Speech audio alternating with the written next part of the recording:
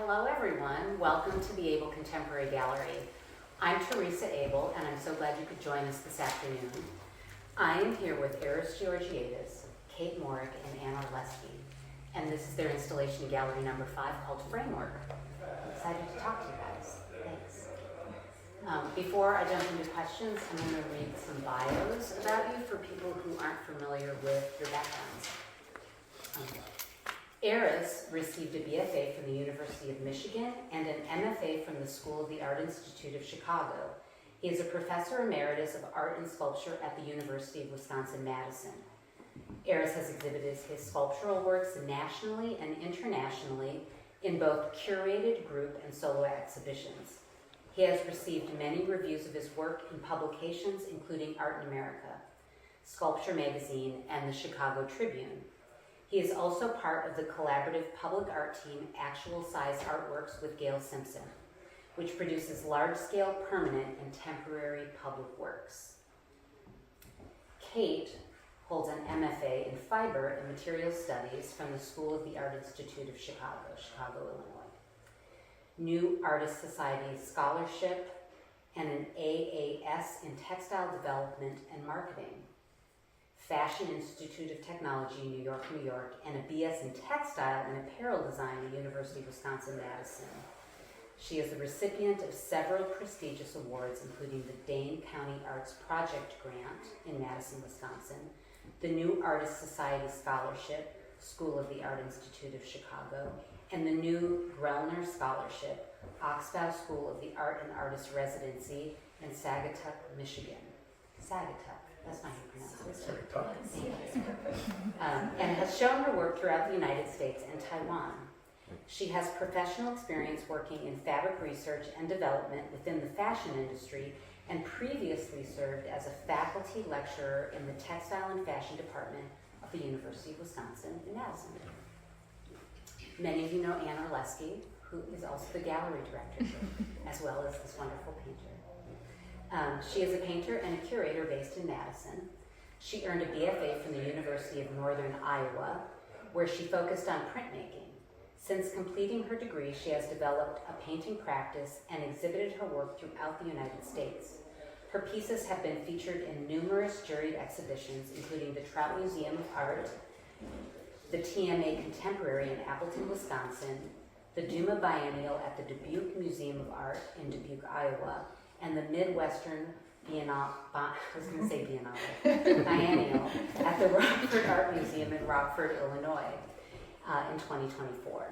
Oh, that's not. In 2024, Anne was awarded the prestigious Forward Art Prize. Okay, you all have a lot of information about it. So the first thing I wanted to talk about, sort of a combination of things, like I always like to start with what's the title of the show. There's 3 of you, so I'm going to put you on the spot and start with Anne. What does the title mean to you? The title for me was about our approach to architecture, sort of using architecture as a starting point for our work in different ways. So for me, in my work personally, I'm thinking about how I start my paintings with a framework and then build out from that. And they're based in architecture, but they've gotten more and more abstract through time. And so I'm interested in that, sort of that framework being that starting point, that basis where the work comes from, but the end result being something beyond that. Yeah. That makes sense. Yeah. So that's Kate? Yes, okay, here we go. I might adhere to my notes a little bit for this question. So initially I took the word framework quite literally as something structural, something that holds. Kate's work are the pieces that are rope or refer to rope. Yes. The piece behind you called Codex was originally built within a 2x4 frame. And that external support is what allows the grid to exist at all as you see it now. But over time, what became more interesting to me is I think I was thinking and making, and we were talking and meeting, was what began to happen when that framework was removed, when this grid structure persisted without the system that once guaranteed it. Let's see. I think of the grid. The form is so ubiquitous. It's a structure that promises order and legibility, rationality, containment.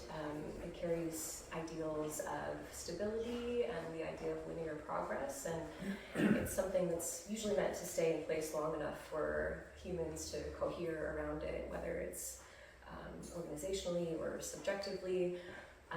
So I think the fibrous grid in Codex, once it was cut free from its frame and was left standing, almost skeletal,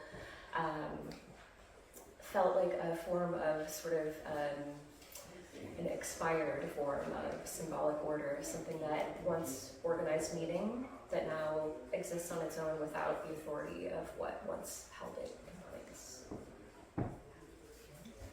How it relates to framework. Yeah. Thank you.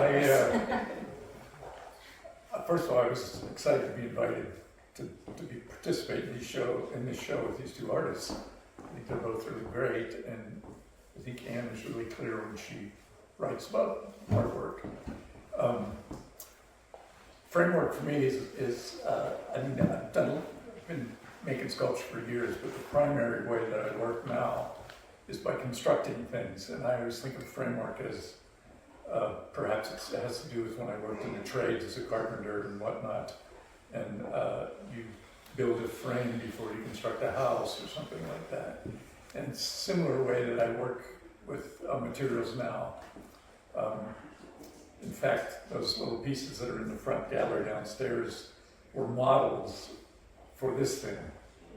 Although it took, never mind, I won't get into that. My digital skills are pretty minimal, so I had to do it by hand. And yeah, this is constructed the same way. An idea, a frame, and it goes from there.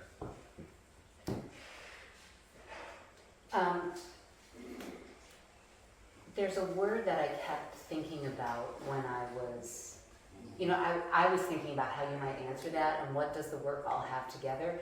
Maybe not quite so much with Anne's work, but I was thinking about the word precarious. Because Kate, your pieces seem to be, you're sort of asking rope to do things. I mean, rope ties up and it's strong, right? But you're asking it to sort of rise up to someplace in a way that it shouldn't be, and the act of doing that makes them feel some sort of precarious. And then Aris, obviously, this, you can't use it or go anywhere, and it's secure, but one could think that it's not safe. Do you have anything to say about? Yeah, I mean, do you think about that when you made the work? Is that an important aspect? I do. I think pretty much everything I make is trying to sort of hit that tension state between something that's stable or might collapse or looks permanent, but perhaps it has more potential than that. Same with these knots over here. They were originally inspired by historical maritime books that have two-dimensional knot diagrams laid out very clearly, just sort of, diagrams of knots with clear sort of over-under passes for sailors to be able to replicate them at sea. And I thought the diagrams were so beautiful as they were sort of representations of, knots are devices that manage force. They redirect it, they hold it, they stop it, but they're never really releasing force. So I was interested in sort of suspending those knots in their diagram form. The loose ends of the knots have been spliced together, and then they sort of support their own architecture. So yeah, I'm really interested in sort of living in this sort of precarious state. I think often we're craving closure and some sort of finalization, and so much of living within frameworks and creating new ones is sort of understanding that tension can be information. So you want us to be comfortable? You're not trying to make the viewer feel unsettled. You want the viewers to realize the world is always going to be unsettled and get comfortable with it? Yes. And I think a lot of this grid work emerged while I was in graduate school from 20 to 22, so in the thick of the pandemic. And I think that was some sort of reckoning for me to try to come to terms with how unstable the next sort of chapter era was going to be, and to find some sort of solace that it's a natural progression, and to feel a little bit comforted by that in terms of being able to move forward and look for hope and possibility beyond what might be expired. Yeah, that's good. Aris, do you Pretty feel much like what she said. during the pandemic? But on the other hand, I'm Do not. you think that word even means anything to you? Which word? Precarious, how I started this question. Does that seem Well, relevant yes, to your work? yes. Okay. I mean, I didn't really contemplate it, that I wanted it to look precarious, but I wanted it to be open-ended. I think everybody knows it reminds, I hope it reminds you of a stairway. There's no stairs. The idea of ascending or aspiring to something, that you can't get there this way. So I don't want you to be that comfortable. I mean, it's sort of I'm always very aware of formal elements in my work. And I guess it's a formal thing that I wanted people this to be sort of open-ended and question the structure. Yeah. So, Anne, I mean, as I mentioned that question, it's not that I think your work is precarious, but all of even though they're paintings, and they're not moving, Right. I feel like there are these kind of things out in space that you feel like there's movement, and maybe that in and of itself is a kind of, does it mean Yeah, anything? I don't necessarily think the word precarious in my work, but I do definitely think about my work as dimensional. And I think that was part of the reason that I was so excited to be in the show with two people who are making physical objects, because I'm trying to represent a three-dimensional space within these paintings. Yeah. So I think that sort of tension between a physical object and these paintings that represent sort of unbelievable objects in some ways is really interesting. And I like the way that they play off of each other. And even though my pieces are paintings, the sculptural work is very graphic in some ways too. Like the grid is really strong. There's the knot patterns. There's the same repetition in pattern making and structure that I really love when these pieces all came together. Yeah. I mean, the work all looks great together. Yeah. But I feel like Russell, the last time Anne had some of you may have seen it, she had a really beautiful show in this space that were paintings that were sort of the work just before these. These are sort of alluding. Mm-hmm. Those works were. Yeah, these evolved from that. But you made one of these things became a sculpture in the middle, and I do feel like because they are these objects, they're flat, but they feel sculptural. Yeah. So it makes sense. Mm-hmm. Yeah. Aside from, when I first come in and I see these pieces, I think about the concepts behind them. Like I think about rope. Why is it rope? And you kind of think about these ideas. Why is there a staircase to nowhere? It's not really stairs, but there's supposed to be stairs there. And is this space? What is she depicting? But I also think there's something really interesting about the material. The material is really important. And I want to sort of actually just talk to you about how all these things are crafted, because, like with Aris, that can't be easy to construct. And you talked about having to do some studies. With Anne, I'm interested in, you're using casein, you're incorporating some, what I think of printmaking techniques, and I don't know, however you do what it is. And when you delivered it here, it was, let's start with you, Kate. Yeah. That journey. it came in this giant an open like crate thing and you had to cut it out. And so, why rope in the first place as a material? And then how do you make a piece like that? Yeah, okay. So let's see, where to begin? Why rope? Why rope? Yes. Okay. I have a background working in fabric R&D in the textile industry, and I think some of that experience, textiles are so ubiquitous and we're used to them being meant to be soft and comforting and nurturing. And at the yarn R&D level, I was thinking about them at that sort of more macro level, much more architecturally, like having to push over twisting or the compression of things, or thinking about the architecture of yarn. And I became really interested in this sort of other side of the pendulum of what textiles can do. They can be really architectural, they can be gnarly, they can hold so much more than softness and comfort. And so I became really obsessed with just seeing fiber sort of supported by its own architecture and how far I could push that.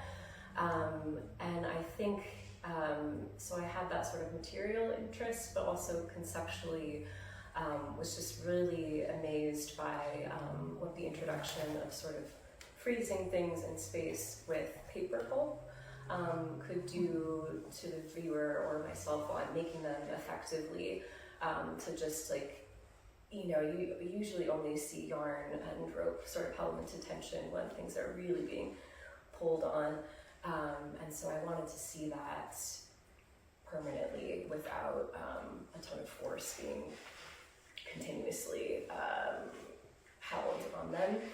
And so I'll start with this, guys, before I go there, but the grid, it starts with a 2x4 frame.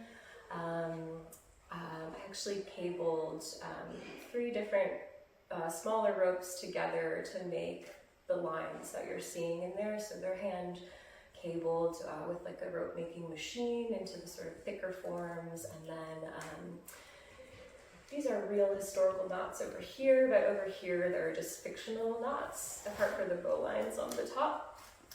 So I was just trying to sort of capture a lot of tension, and the piece is titled Codex. There's a rich history in cross-culturally in the textile world of knots holding sort of linguistic information, whether it's Incan or Andean quipus, pre-linguistic Chinese sort of string and knotted forms that were record-keeping systems for agriculture and annual yields, or North American indigenous record-keeping systems. I was really interested in this sort of pre-linguistic coding that can happen, and I've been thinking about these pieces throughout this tumultuous political time that we're in right now as sort of holding information that hasn't sort of made itself available in language yet, this sort of state of suspension that many of us might feel like we're in. There's whispers of information that are coming to the surface, but it's not quite legible yet. But anyway, so those ropes are then woven inside the 2x4 frame and wrapped in paper pulp made from sheets of handmade paper that are formed in the wet stage and never let to dry. So they're wrapped in that kind of spongy stage. I keep the piece wet the entire time until it's ready to be sprayed with a final skin of abaca pulp. It's a leaf fiber that you can make into paper pulp and spray out of an air compressor. And yeah, just an immense amount of pulling and tension before all of that drying happens, so that it shrinks into this tension-ridden form. So you had the rope was tied up within and then you had to get the paper pulp, and that's what you were when you delivered it here, and we got it, and then you had to cut it out because Yes, it had. The paper pulp quality that I use is very undesirable for paper makers. I overbeat it until it's like has a ton of shrinkage properties that are not good for paper making, but very cool for sculpture. And so yeah, that's what sort of makes it able to support itself. Yeah. And then these knots over here, these are, all three of them are under a classification called stopper knots.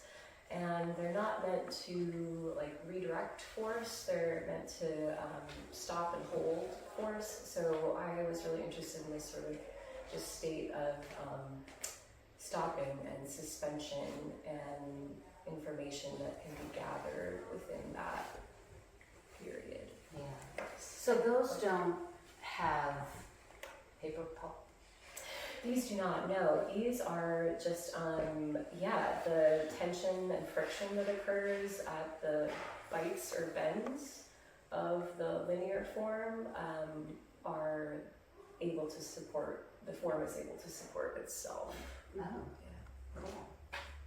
And correct me if I'm wrong, but the idea behind a stopper knot is that it would like form a tight ball in order to keep the rope from slipping through something else. Yes, Yeah. yes. Good rope knowledge. Yes, it would prevent like some sort of heaving line, prevent it from passing through hardware. Yeah. And so I think part of why I'm asking that is because I think they're really interesting because they don't have an end. So they've become, like you've taken an object with an intended use and you have taken it out of its ability to fulfill that use. And I think that's really interesting. There's because there is no way for it to become a tight ball to stop something. It becomes its own form. Yes, yes. That's interesting. Yeah. Good insight. That is interesting. Yes. Yes, yeah. No. Yes. It's like you've made them these beautiful sort of useless Yeah. objects that were formed to be very, very useful. Yes, Yeah. yeah. Much like Aris's staircase. Oh. So that, I guess I'm gonna, how do you, so this is this is salvaged Sure, wood yes, from a staircase, right? And you often, no. but it's meant to look like stick. Oh, so tell us about how you make something like that. Well, first of all, I think it's important that I try and do work that the craftsmanship and the techniques are relevant to the idea. Okay. You know, I'm hoping, I've done this myself as a sculptor, like I go into a museum and I'm looking at the technique, which is a mistake. You know, I'm supposed to be looking at the ideas. I guess it's because I'm a fabricator and I used to teach these techniques. It's on my mind. So I want the technique to be sort of invisible to the casual viewer. I use a lot of reclaimed materials. It might have been because as a young artist I couldn't afford the materials, and materials are outrageously expensive now for what you get. And then I discovered that a lot of reclaimed materials are much better than what you can buy new today. Some of these materials, those 4x4s, are from a barn that I had salvaged. And since some of you know, I live in a barn. It's a reconstructed barn. And, I'm interested in a couple of things. I'm really interested in the history it has. Some of these have chisel marks in them, which the original craftsmen used to label their parts by putting these chisel marks in. And, I don't know how they're related, but it's kind of fascinating to me when I see that. Like as a maker, I'm like, oh my God, this was like 100 years ago. And they marked this thing and they built this thing. And I'm redoing that. In a sense, I'm reworking that material.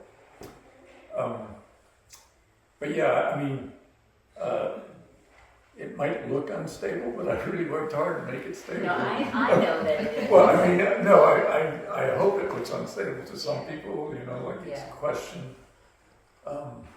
I don't know, is there... Not even so much that it looks like it's going to fall. It's not that it looks like it's going to fall over. It's just that it's inviting you. I think it just signals to us that it's a staircase and then it's not a staircase. And that just makes you feel unsettled because I can't climb that staircase. Well, Where does it go? You're ascending. It's an aspiration.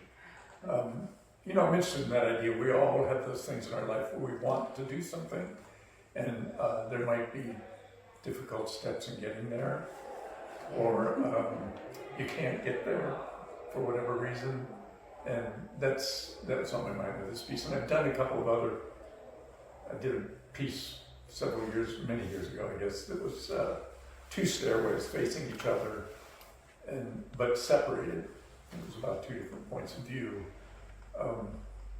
And this sort of, I was a little shocked when I looked at the images of it, and then I was doing this. I was like, oh boy, these are pretty close. So do you have to, I mean, I guess I'm interested in technical stuff, like, when this is in your, I know you have a big studio, but how do you start working on something like this? Because how is it stable when you're first working on it? Well, do you know what I'm asking? No, yeah, I know what you're asking. I mean, it was actually, halfway through, one of the pieces fell on another piece, which kind of totally messed it up. A nice carved piece that I had for you. But yeah, I mean, I brace them up with clamps, and sometimes I'll use a step ladder and clamp something to the step ladder, or I do temporary bracing. In fact, when I built this piece, or when I delivered it, there were temporary braces between some of the parts just to hold it stable. But it is all in pieces, like it can be taken apart. It's sort of labeled, not with those nice chisel marks that they used to use, but and yeah, it's our studio's maybe as tall as this room, I don't know, and it was tricky. Yeah. And Gail loves to help me. I bet. Yeah, I'm really easy to work with. So anyway, she, every now and then I had to get an assist, have her help me, like, hold the ladder or something so that I didn't kill myself. Good. A worthwhile endeavor. Yeah. Well, if you haven't seen the pieces, I love all the pieces based on the small ones too that are downstairs in the front room. I don't know, I guess it's weird, I thought about this a lot before this talk, actually, like, do I have some kind of obsession with this? I don't know, because I've done, I had the ladder piece that was in your entryway, and I guess there's some of those forms, especially when they're aged, carry a lot of meaning for me, but I guess it's an obsession. It sticks around. The idea sticks around. Well, and I think sometimes, if you make something, when you're making something, it generates the next idea. So then you can start to explore. It just becomes an infinite amount of possibilities within that topic. So you just keep working with rope. Ian, so you have a master's degree in printmaking and a bachelor's degree in printmaking. Yeah. And I want to oversell it. right. No one cares. But that's what you were a printmaker before, is what I'm trying to get at. Yeah. And when I first met you, you were I think you maybe still thought of yourself a lot as a printmaker. I've known you for quite a while now. You were starting to paint. Yeah. You were doing some encaustics and different things. But you're such a wonderful painter now, but I feel like you employ printmaking techniques in your paintings, and I think it sets your work apart and is in a really interesting way. And I also think after you had your daughter, Lucy, you stopped working in oils in your house and you started to work with a bunch of water-based media, and you've become so skilled at that as well. And I think it's interesting. I think there's in some of these, there's splash and casein and then carving back into it. So I don't think it's evident what you're doing. So talk about how you create these and how you sort of developed this way of carving back in through the paint. Yeah. So part of it was I found the right materials. So when I decided to stop painting in oil, I did a lot of exploration of different materials, and I was working with a lot more water-based paints. acrylic, and I fought for a long time, and I gave up on that. Found this paint casein, which is lovely. It's matte, it's opaque. It gave me a lot of the things that I was looking for that you can get in oil paint, and like this ability to layer.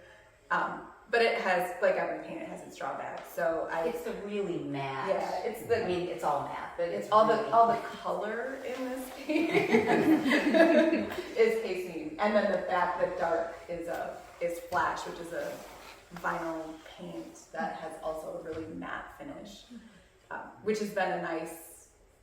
The two combine in a nice way, but you can get this beautiful layering of the color with the casein that you can't get in flash. So it's this like finding the right materials, and then finding clay board, which is a board. It's a super smooth board, which is why I started working with it in the first place. But then I realized you can go in and carve reductively, so all of the white line work in the paintings are reductive.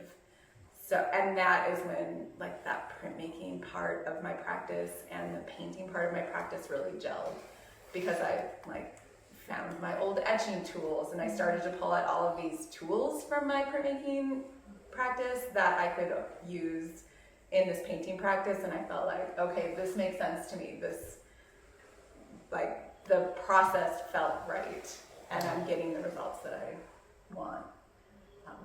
So that's the sort of material how I make them. Yeah. And what are the titles of these pieces? So the piece over there is Twist. This is, yeah, I'm like Fold, I think I'm Vault, and Fracture. So this series in particular, I was thinking about like a shape kind of breaking up. So this piece is a more solid form that's continuous, and I was trying to create a piece that felt like it was kind of folding in on itself. This one is like that shape is breaking up a little bit more and starting to become less solid. And then this one, I was really thinking about like, how can I make this space feel almost like you can't find an end, like a beginning and an end to the form. Just like the rope sculpture. Like the rope sculpture. They feel like, they make me feel like I'm in outer space, and that I'm at the beginning of something forming, or at the end where something's. Yeah, and I've been thinking. Are you thinking about? I am thinking about that. Yeah. I mean, so the last series of work that I did was all based on the moon, and so I was thinking about a lot of like astronomy and the sort of science of like the science that we've created to help quantify our world.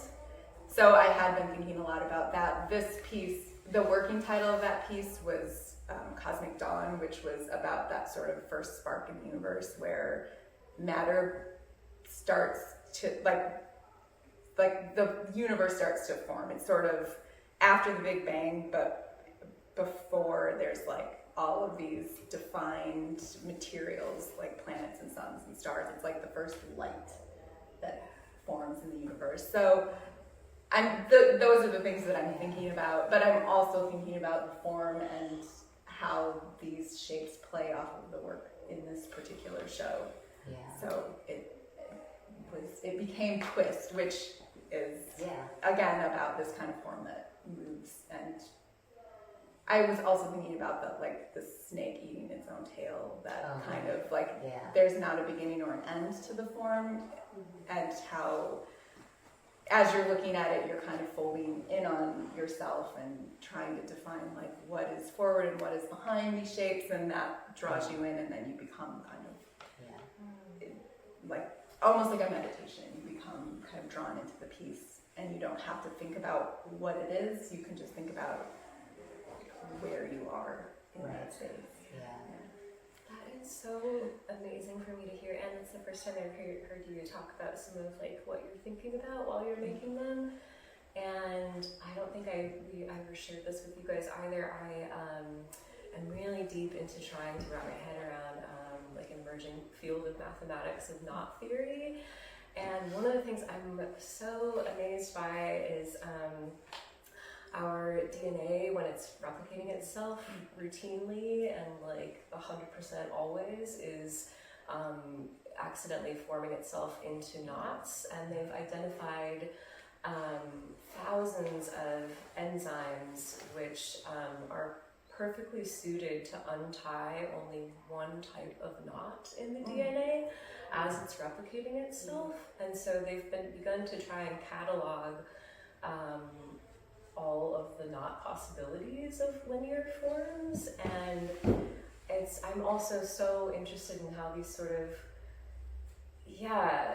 tangling, sort of emerging forms are the beginning of life. And I'm not able to articulate this totally fully quite yet, because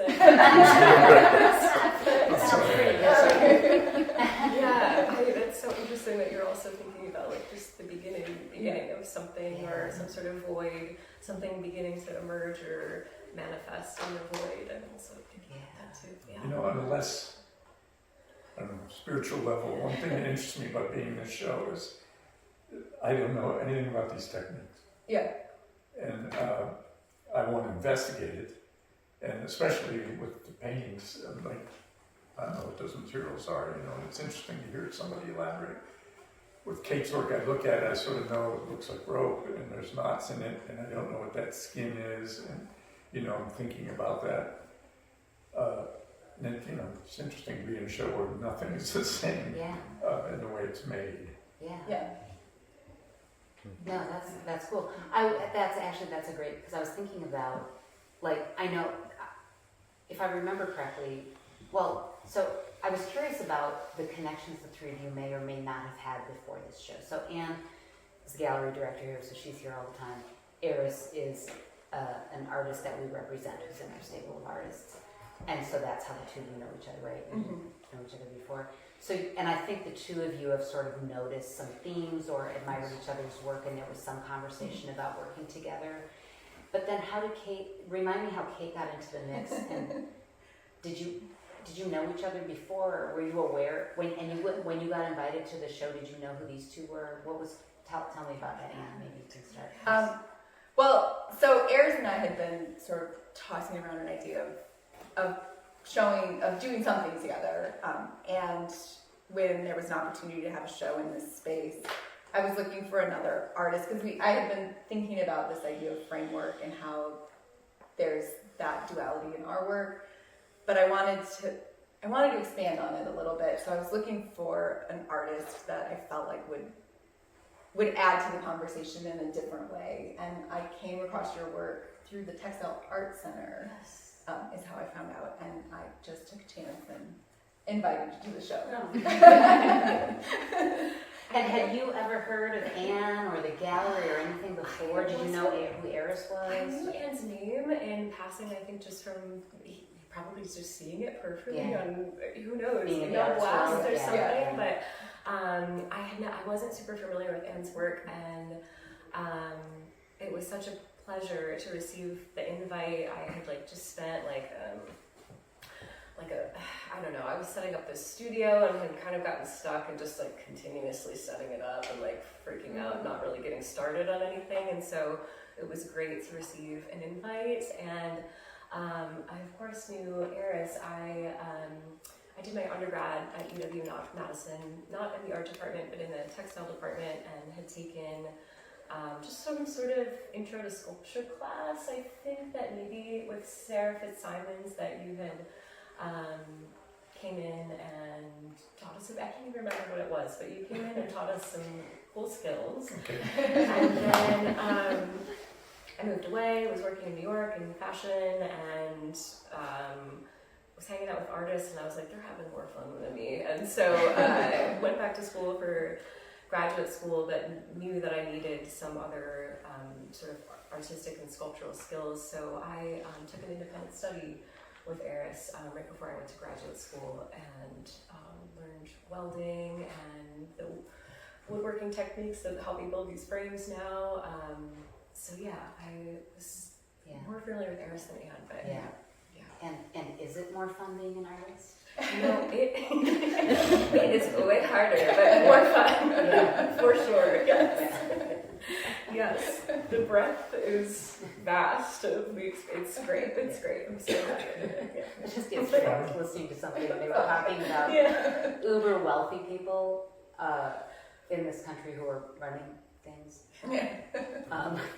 And how they work constantly, you know, to network and to keep their, and how it's sort of different. Like wealthy people used to pride themselves on leisure, and now they pride themselves on working really hard. And so I don't know. All of a sudden, I thought it'd be saying like, you know, are they having fun? Like maybe the artist are just having fun now. Yes. Working hard at having fun. Right. Yes. Yeah. Definitely. That's it. Do you, before I open it up to these questions, do the three of you have any? I mean, you've been jumping in. Do you have any questions for each other? Didn't they talk you out of something once? Yes. Should I share that? Now you have to. Yeah, you can't leave it hanging there. Well, I was out in our back area there, field, working on something and got this phone call from you, as I recall. yeah, it was me on like the brink of tears in like a parking lot of a pick and save in the middle of Indiana. After I had just done some interviews, let's see. Yeah, the art world is so complicated, and I'm still struggling to find my place in it. I've taught and I've not taught. I'm currently not teaching, and yeah, I was just about to get myself into another predicament. Like none of my jobs in the fashion industry were well paying or anything, and so I was about to do that again with teaching and move somewhere with the promise of 1 or 2 classes and have to be serving at a restaurant. And I was like, is this how it's supposed to be? And he was like, it doesn't have to be. And I was like, that's great to hear. And so I don't think that's quite how I said it. so yeah, Aris has been an incredible mentor to me, and yeah, truly. And yeah, so yeah, that led me to, I'm just doing gig work now and trying to find as much time for the art and exploration as possible, and so that's been a really good chapter to enter. I guess the last comment I'll say is it was really interesting, like as we were developing the show, we had several studio visits and bounced a lot of different ideas off of each other, but we were all working independently, and it was really exciting to see the work come together for the show, because you could, like I could see this dialogue that we were having gel in this really beautiful way, and like your work, your piece was a direct response to the space. Yes. Yeah, well, and I guess the same with you too, because you spent a lot, like, I don't know how many times you emailed me asking me for measurements so we could get that thing up the stairs. Can I make right, it? exactly. Yours, yeah. Yeah. And I also am thinking back, I just thought of this, I'm not sure if you guys felt like this was like an important spark at all, but we initially had like a studio visit in my studio, and I wasn't going to show them this one part of the studio, and we ended up going up there at the very last minute, and I had I collect these like framed maritime models of like different knot samplers, and they both were like, oh, those were cool, and I was like, yeah, I think so too, and I hadn't really been working with knots for probably a year. And then Anne was like, flashed me this little image, and she was like, I've started to work on these really undulating things, and so I wasn't really thinking about these sort of enveloping, not like sort of spiraling forms a whole lot until, like you said, there was like some sort of like unspoken gelling that just started to happen, and we started sending images of what we were thinking about, and yeah, it was like just really thrilled by how it all gelled together so organically without us actually really And quickly. about it. Yeah. Because I think we started planning the show in November, so it came together October, November, so it came together pretty quickly, Yes. considering how much new work was created. Yeah. I know, just speaking some sort of through images of forms, which is of course people in a framework show would do well, right? But yeah. questions, anybody? Anybody want to jump in? Yes. I have a question for Anne about the palette of these paintings. Your paintings always had this real mysterious quality in my mind. Very beautiful, very mysterious. And now the palette has shifted a lot darker. I was wondering, is it, you talked about these things, the context being maybe, like deep space. I'm wondering, is it that, or was it a gradual shift, or was it a real deliberate swerve? I think it again developed out of that last body of work where I was starting to play with more minimal palettes, so that body of work had a lot more color. Some of the pieces that I was the most pleased with the result of were some that were more monochromatic, so I took that as a jumping point to develop this body of work. And some of them have quite a bit of color. This piece over here, I ended up only using cadmium red, white, and black to create all of that different tonal range. And I was really interested in like how much information can you get from just like by sort of paring down your palette as much as possible. And I was really pleased with the result of that. These have more color in them, even though they actually look like they have less color in them. There's more like halos and there's some greens and blues that I'm pulling out. But yeah, so some of that is just, like sometimes I found in my studio practice, if you set parameters for yourself, it can actually help you sort of make something broader, because you don't have to think about, like I don't have to think about orange, so all I have to think about is red, so what can I do with red, So it's like a way of sort of taking things down to a minimum so that you can get the maximum out of it. Yeah. Good question. What's the number? I have a question for maybe Aris. So I have an observation that I want to share. That I love the conversation between this form and Anne's pieces, in that they become optical illusions in a way, right?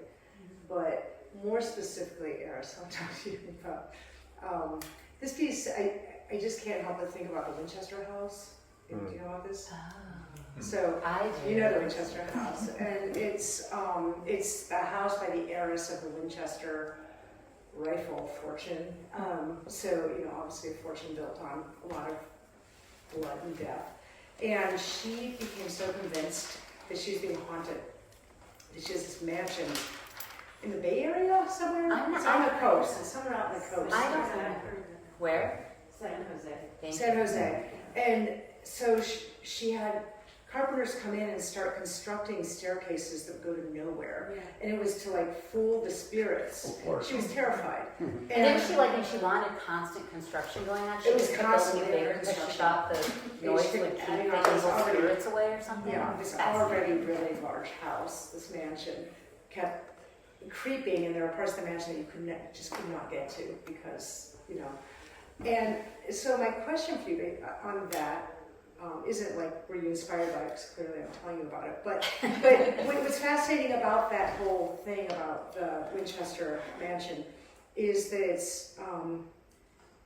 it's constructing precisely to absence, right? The construction of these architectural spaces are dealing with the absence of something. And I wonder about that with your work, just in terms of the type of material you're using and these unseen craftspeople that work this material before you, right?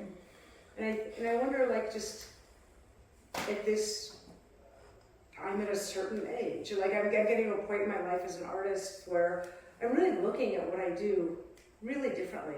And I've had the clutch pushed in actually for a couple of years, just thinking about this, of what am I entering now as a human being on this planet in an aging body, but a lot more wisdom, and absence is happening more often. People going absent, people passing away more. So I'm just wondering if you can relate that to your work, because I'm just interested in, I see it through a lot of work, and this piece for sure has that. I wasn't aware of this. By the way, is this place open to the public? Oh yeah. I've never heard of this, but At your peril, is that what you're saying?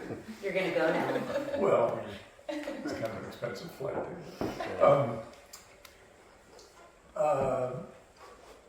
I mean, absence is a broad word when I think about it in terms of what you said and then what is absent here.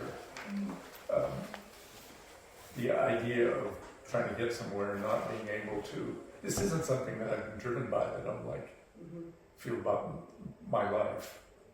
But it's certainly something we all go through at some point, like, you know, you're trying to do something, even if it's something simple, like trying to get somewhere and you can't get there. So that, in that sense, it's related. I haven't thought much about the big picture.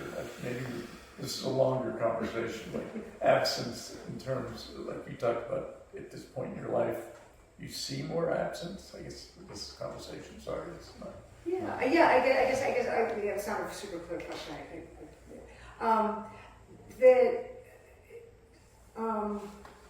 There's some pieces in your past work that are very funny and not literal, like a one-liner kind of thing, but you know, it's more illustrative. And this is embodying, I think, there's a lot that you've left out of this, Yes. as substantial as it is, right? Sure. I mean, for one thing, there's no, this doesn't belong here. Where it might belong is absent, you know, and you can maybe envision, you know, one thing I do feel strongly about is what I see is not necessarily what people are going to see, and I hope they bring something to it, you know. I'm always thrilled by that, especially when you do public work, you know, you're out there and there's people that aren't artists come and have some kind of reaction to your work that's like, oh, yeah, you know, anyway. So there is an absence of a structure. This isn't in, it doesn't fit in this place. It doesn't, you know, it doesn't belong in a house. Why is that? So it's more about what it is by itself that you start to interpret. I don't know if any of this answers your question, but this, we should have, you know, a cup of coffee and talk about this. Yeah. Good. Casey. I have a comment and a question. Really interested in Kate and Anne's interest in DNA and sort of like primordial origins of stuff. The comment is that Aris, like, this is sort of echoing DNA a little bit, which, like, I don't know, isn't that neat? But related, my question is, I think like all work that anybody makes on their own volition is like autobiographical to a point, like a summation of like your history as like carpenter or your history of like research and interest, like all that's on display. But do you feel like the work in here is specifically portraiture, like self-portraiture at all? Because it feels that way to me, but I want to hear if you agree or disagree with that. Is it always? I mean, I don't think of it that way. But, well, like Shell's seen my work for years. She can recognize my work probably, you know. Is that sort of the question you think? Sort of the question is like, okay, you can have an autobiography which says what you did. You can have a self-portrait which like conveys sort of like, I don't know, whatever the difference is, if it's an appearance or an affect or something. Like I kind of look at this and I'm like, Aris a little bit. Are you saying that like when you develop tell me if I'm wrong, I don't want to put words in your mouth, but when you develop a signature style, it's like your own DNA? A little bit. Well, or not? Some kind of. Maybe I'm simplifying it. Well, yeah, like is a fingerprint a self-portrait? Not exactly. I don't know. It's like sometimes these things can be like stand-ins for like a reflection of us, more than like just a thing we're interested in. Like Kate specifically, you talk a lot about these sort of things that are decidedly not you, like how fiber behaves, all these things, and they come back to themes in your life, but not, do they end up becoming like a reflection of you, not just things you're interested in, right? That's something with my own work. Sometimes I'll finish something and it was just like, I thought this story was interesting, and then I finish and I look at the thing and I'm like, oh, I just made myself a little bit, you know? Sure. So, yes, okay, I see where you're coming from. Does that resonate with you, Anne? I mean, in some ways, there's a methodology to the way that I think that I definitely put into my paintings, and I spend a lot of time contemplating them before I make my next move. So in some ways I do look at them like a mirror, I guess. I mean, it isn't something that I directly thought about, but if I think of if I can think of myself looking at myself in my studio, it's me staring at a painting going like, okay, what's the next move? Which, like, the painting isn't going to tell me that. I'm going to tell myself that. So it is just this me reflecting on my own thought and deciding. So I guess you could say that's me holding a mirror up to myself. Yeah. This is such a tough question to answer because I'm curious if there are artists who don't feel that way, if they don't see themselves in their work as some sort of like portraiture. I guess I can think of lots of people who are, just trying to utter something maybe less personal, but I often, I'm often trying to externalize. I'm super interested in affect theory and I'm often trying to externalize internal states for sure. Yes, always thinking about that. And I think the reflection period, like you said, whether I know what I'm making in the moment or not, that reflection period is so informative often of like seeing yourself more clearly after you've sort of released that from your practice. Yeah, for sure. I mean, there's certain things, it's like when I'm working, I just don't do that. You know what I mean? Like, that's not, I'm not doing that technique. I'm not using that material. You know, those decisions start to create a certain thing. I guess it's me. And you've done pieces that are Flashy. that are self-portraits.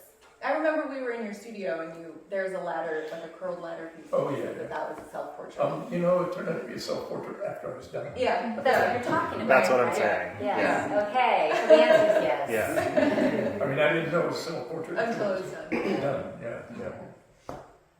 By the way, can I ask you a question?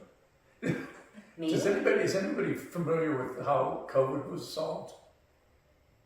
There was a woman working on it. She had a solution at a university. The university let her go because they thought the research was useless. They fired her. And she got hooked up with somebody who was working on COVID, and they said, this is what we need. And they untangled the DNA. And COVID they came up with the vaccine for COVID. Which I don't know, I just think that's interesting as an artist. Like, this woman had no mileage at all, especially if you're in academia, and they were just abandoning her because they couldn't see anything in this research. And I'm sorry, go on. No, that's interesting. Any other questions?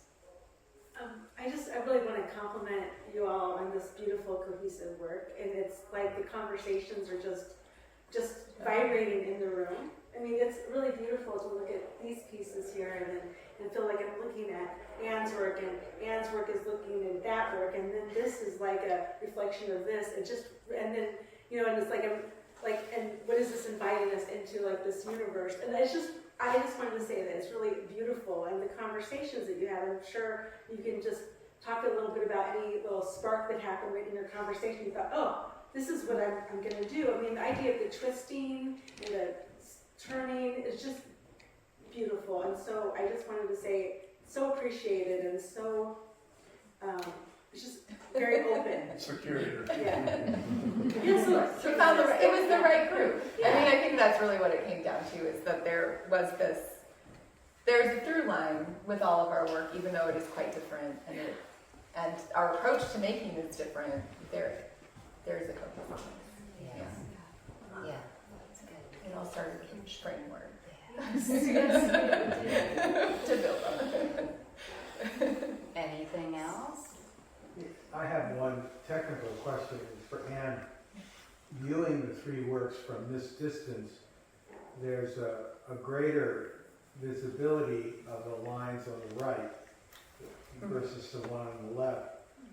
And I'm curious if it's because of the way that you carved them lighter or darker, or is it just the proximity of that light is radiating more on that one? when you make these, do you make them in a larger diffused light, or do you have a spotlight on your work? No, it's a sort of more lit studio. I have a light that Yeah. that I shine directly on the piece when I'm working, but they're not I mean, spotlit. it's just from this distance, Yeah. there's a progression in terms of the visibility of the line and Yeah. the Well, this one intention. has more lines. It has more line, yeah. But you know, I know what you're thinking too. Like when you brought me in after you had installed the show, Oh, yeah. and we played with the lighting Mhm. because we felt like that one was brighter. Yeah, this So one, we had to actually. They suck up light. this one is Yeah. particularly like, there's something about it that it just wants to eat light. Yeah. So we have, We had like, to this put is, extra light on it. this one is lit twice as much as Oh, wow. this one. Yeah. And I don't know. So I guess it's not in, Well, I'm gonna check, so. yeah. You weren't trying to do that. I mean, I was thinking about the There are shape, the progression, yeah. growth of the shape, but I don't know if it was as intentional as like, I'm going to make these lines brighter. The Yeah. brightness of the line is sort of regulated by the panel. Yeah. Right. So, Yeah. Thank you. yeah. Yeah. Any other last questions? So, it's Valentine's Day. Yeah. And Aris brought a whole bunch of chocolates, and so we thought we'd open some wine. So if anybody wants to linger, I don't think these three have to run out of here. You're welcome to have some beverages and chocolates out there, and hang around and look at the show. And if anybody just can't get enough of Anne, she's going to be here again next week. Or if you want to support the Forward Art Fund, which is a Dane County organization that funds grants for female identifying artists living in Dane County. And Anne deservedly won one of the big awards a couple of years ago. And so people can pay a donation and have pastries and coffee, I think, a week from tomorrow. Yeah, it's the If you want to come 22nd. back here at 10 a.m. Yep. And we do ask you to RSVP. We can give you information about that, or you can go to the Forward Women Artists Fund website. And or if you run into anyone who's like, darn it, I really wanted to see Anne's talk, they have another opportunity to meet with her before the show is done. So And pastries. and pastries. So thanks you guys.